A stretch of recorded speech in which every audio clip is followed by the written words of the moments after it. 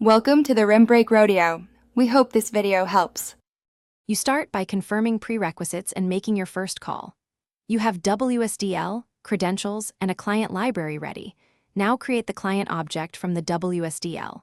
Once done, call a simple ping or get status to validate the connection and authentication. Make sure to inspect the raw request and response XML. That shows namespaces, envelope, and headers. You'll learn why headers like WS security or custom tokens matter. So log everything for the next steps. You now build real requests and handle complex types. Read the WSDL message and element definitions, then instantiate nested structures in your client code. Arrays, date formats, and enums must match exactly.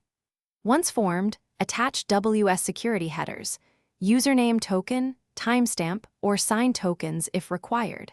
Then send the operation and capture the raw XML response for parsing. Make sure to validate namespaces and XSI type markers. You finish by parsing responses and handling errors gracefully.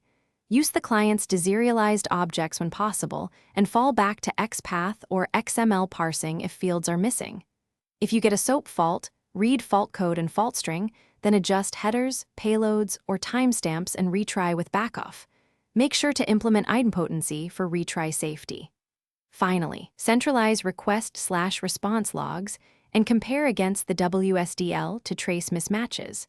That single log file often reveals the root cause.